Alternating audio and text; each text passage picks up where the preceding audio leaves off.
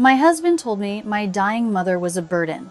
He chose an 18-hole golf game over her life, snatching the keys to both our trucks and the SUV while she struggled for air, leaving me stranded on a ranch 5 miles from the nearest neighbor. We were on the porch of our heritage orchard. Justin called her a weight around our necks since the day we married. Then he said, "Figure it out." So I did.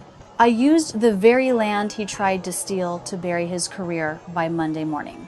If someone showed you their true face in a moment of life or death, would you scream for them to come back, or would you start planning for their absence? I watched the dust settle in the citrus groves. The ticking of the heat against the leaves was rhythmic, almost like a machine that had been left running too long. Justin's truck disappeared behind the bend of the long paved driveway, leaving a silence that felt heavy and permanent. My mother was slumped against the porch, railing her face a terrifying shade of gray. Her fingers were digging into the wood, trying to anchor herself to a world that was rapidly pulling away. Anger wasn't loud, it was clinical. Looking back now, I realize I had been the silent investor in Justin's version of family for 7 years.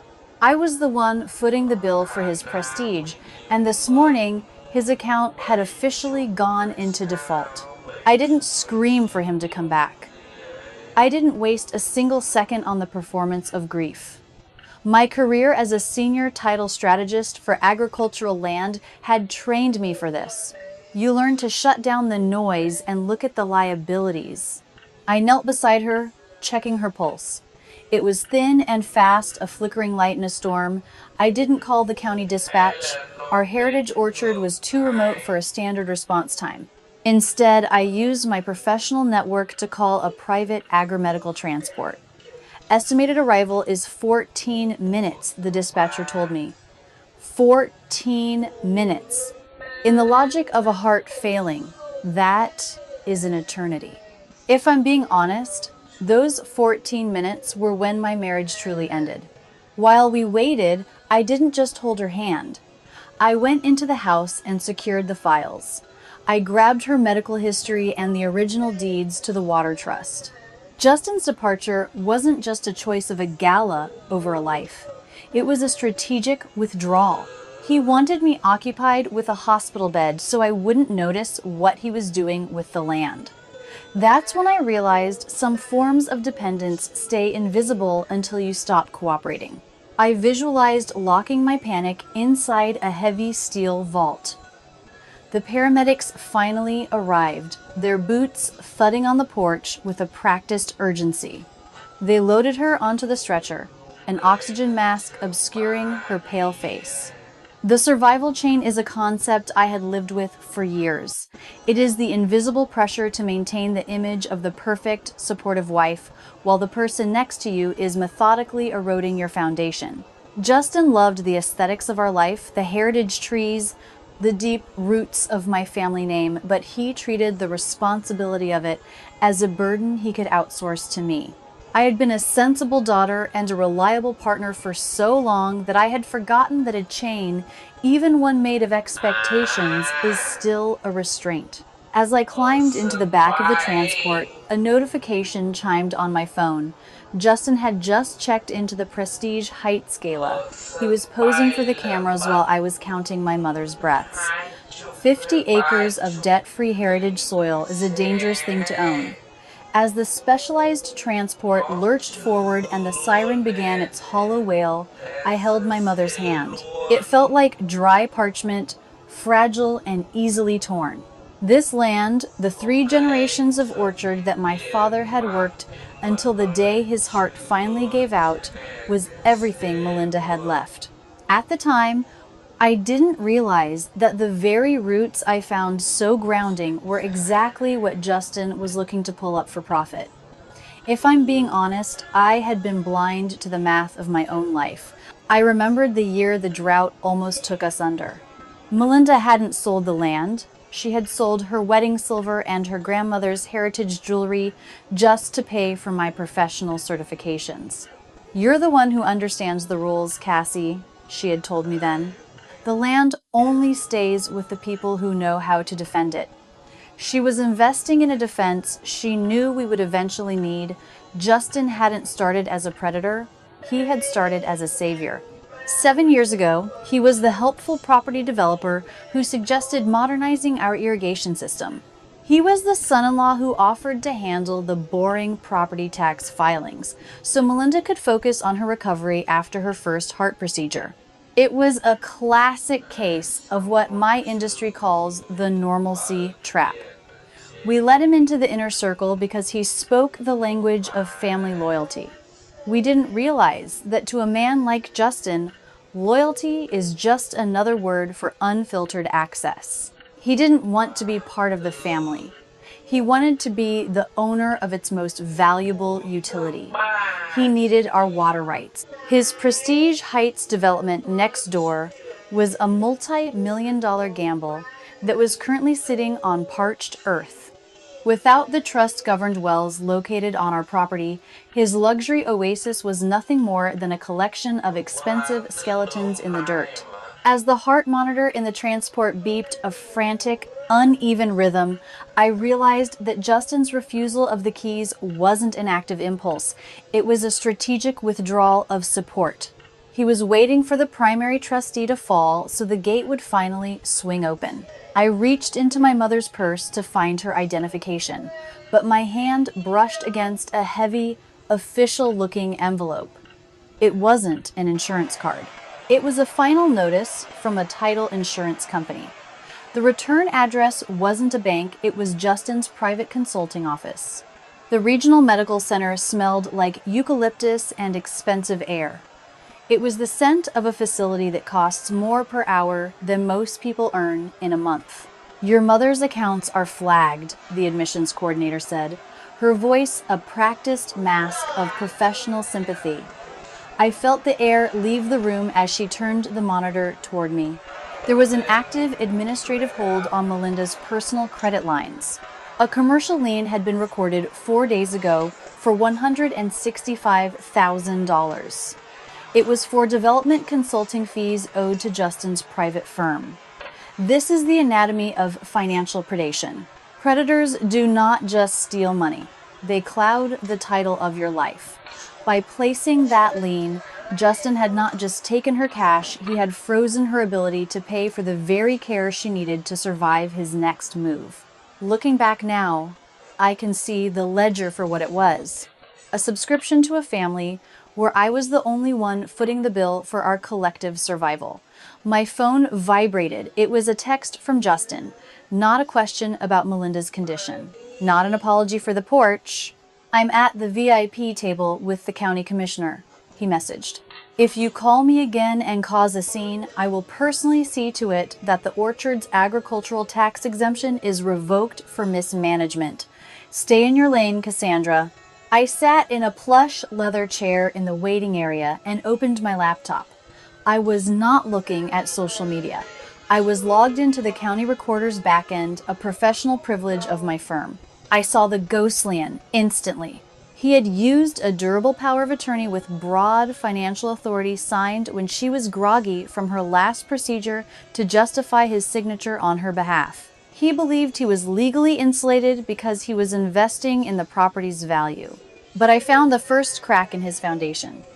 In his rush to get the paperwork through before the zoning gala, he had filed the lien under the common property name, the Miller Orchard. He had forgotten that the land was not held in a name, it was held in a water trust. The hospital coordinator approached me, her expression neutral. "Melinda is stable, but we need to proceed with the cardiac stent immediately." Because of the lien and the fraud alert Justin placed on her primary insurance, we need a $10,000 surgical deposit to bypass the administrative hold, or we have to wait for social services clearance, which could take 48 hours. Melinda did not have 48 hours. Justin knew that. He was financing his career with her ending. I pulled out my private, high-limit emergency credit card, the heavy metal one he did not know existed.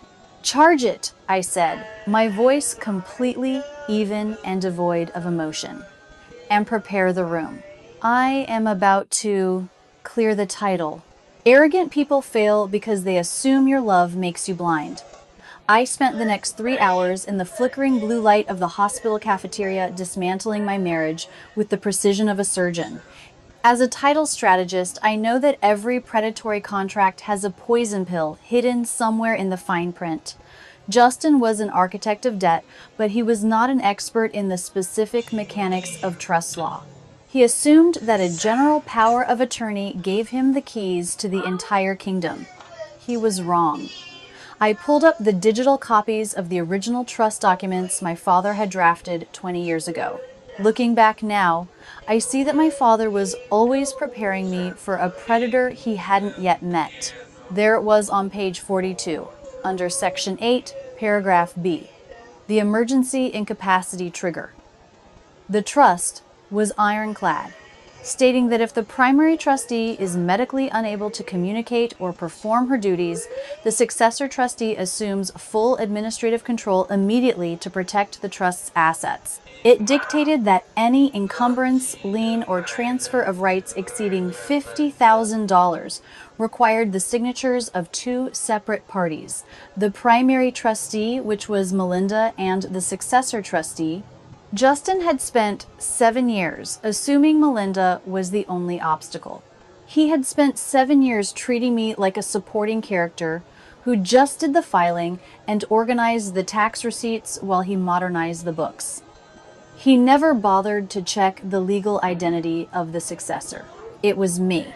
By filing a lien for $165,000 without my signature, he hadn't just initiated a messy marital dispute. He had committed title fraud and the attempted conversion of trust assets. I could see the scope of the master plan on my screen now. He had already pre-sold the water rights of our land to his Prestige Heights investors to keep his development firm solvent. He needed that lien to prove he had effective control of the property so he could finalize a $10 million development loan on Monday morning. If that loan did not clear by 9 a.m. Monday, his entire company would collapse under a default on fraud clause.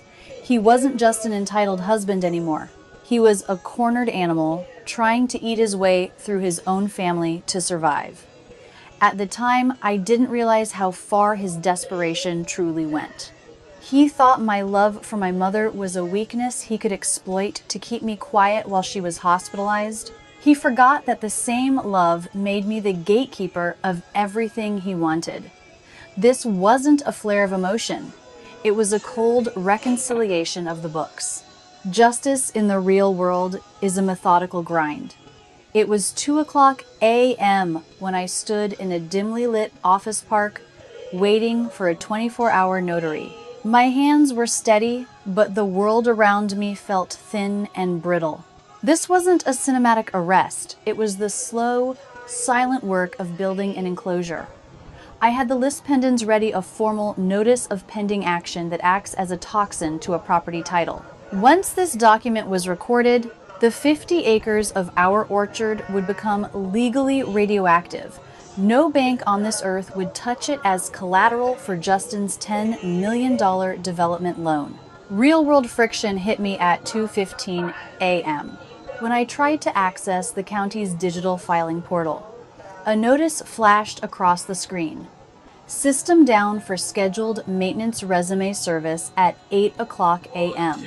It was a 6-hour window of silence that Justin had likely counted on to finalize his wire transfers. I didn't go home to sleep. I drove to the county building and sat in the parking lot, watching the sun begin to bleed over the horizon. That's when I realized justice is rarely a lightning bolt.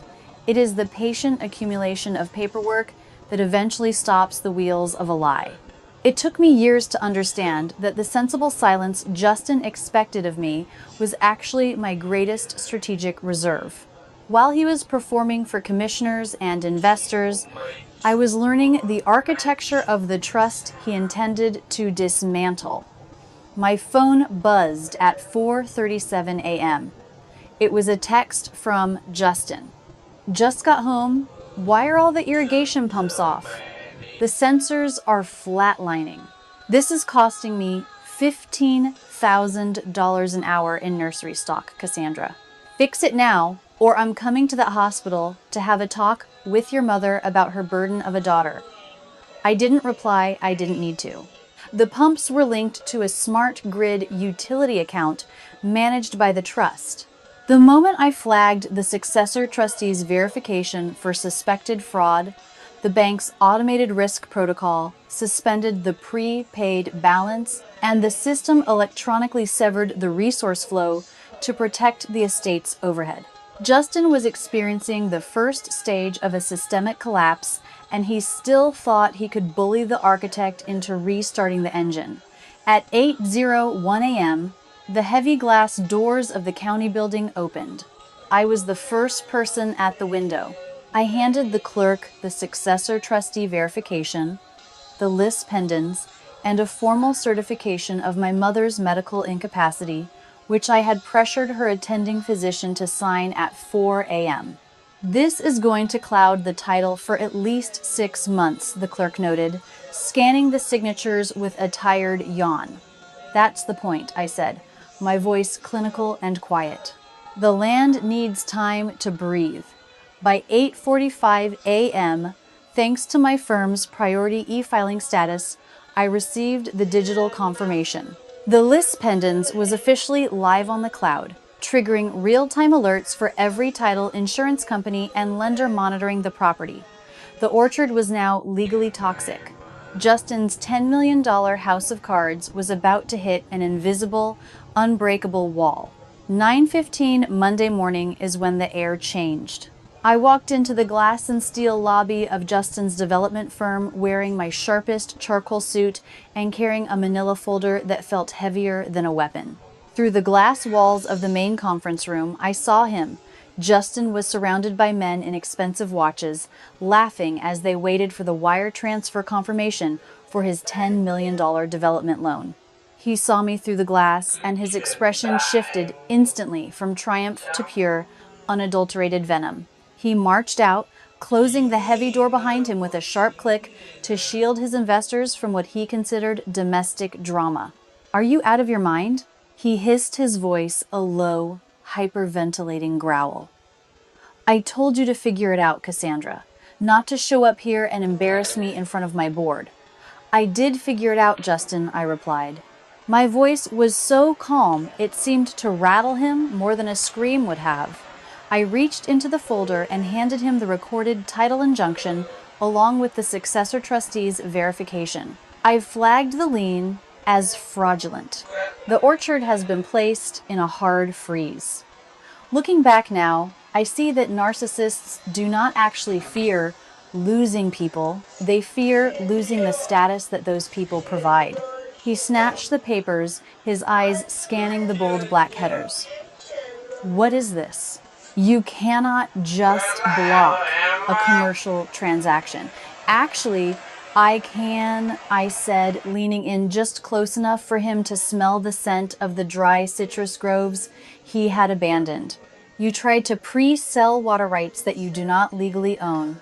Because you filed that $165,000 lien without my signature as successor trustee, your investors were notified by their title insurance companies 10 minutes ago. Your loan isn't just delayed, it has been flagged for fraud." His face went a sickly shade of gray, the exact color of the parched dirt at his failing construction site. His smartphone vibrated on the table inside the room. He looked through the glass and saw his lead investor staring at his own screen with a look of absolute disgust. Justin's phone rang, but he did not answer. He could not. "There is a sheriff's deputy standing in the lobby right now." I continued, my tone as clinical as an accounting audit.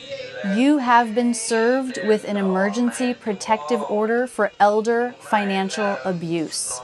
Since this firm's lease is backed by the Water Trust, you are legally barred from the premises, and you have exactly 5 minutes to vacate this office before you are arrested for criminal trespassing." "You are destroying everything I built," he whispered, his knees actually buckling against the frame of the door. "No," I replied, the single word cutting through his panic like a cold blade. "I am just removing the intruder. Figure it out." As the security guards led him away, I stood in his lobby and watched the Prestige Heights sign on the wall. It looked fragile now, like a prop in a play that had just ended.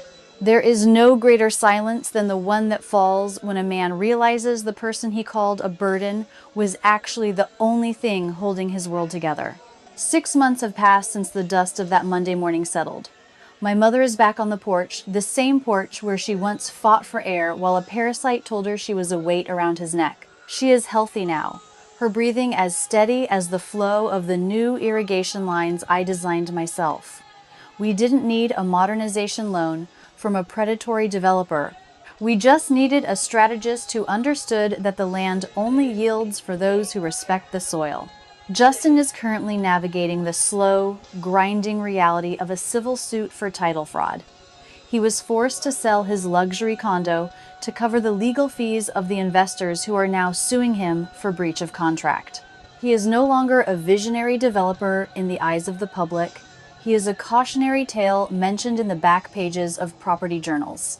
If I'm being honest, I don't feel the triumph I expected. I feel a quiet, settled peace. I've learned that the only real burden I was carrying wasn't my mother's illness, it was his entitlement. Looking back now, I see that some people look at a landscape and only think of how to break it into pieces for a quick return.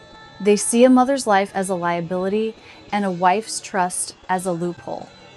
But Melinda taught me how to plant a seed and wait. She taught me that real power isn't in the car you drive or the gala you attend. It is in the character required to hold the line when a predator is at the gate. Reclaiming your life isn't a tragedy. It is the necessary clearing of debris required to build a future that is actually your own. This is for those of you who have always been the sensible ones, the ones who stayed quiet to keep the peace while others took credit for your strength. If you are being treated as a burden by someone who is using your reliability to build their ego, you must believe them when they show you who they are. You do not owe loyalty to a person who weaponizes your trust. You hold the ultimate authority over who gets to occupy your space and your legacy. I am no longer just the daughter who manages the filing and organizes the taxes. I am the matriarch in training. I have rebuilt my life from the ground up, fortifying it with boundaries that are as ironclad as my father's trust documents. I have learned that true independence is the unwavering courage to walk away from anyone who threatens your peace, regardless of the titles they hold in your life. The land always knows who it belongs to. And for the first time in my life, I know exactly who I am. Have you ever experienced a moment when you realized that someone you trusted was actually just an intruder in your history? What would you have done if you found the successor clause in your own story? If this narrative resonated with you, I'd really like to hear your perspective.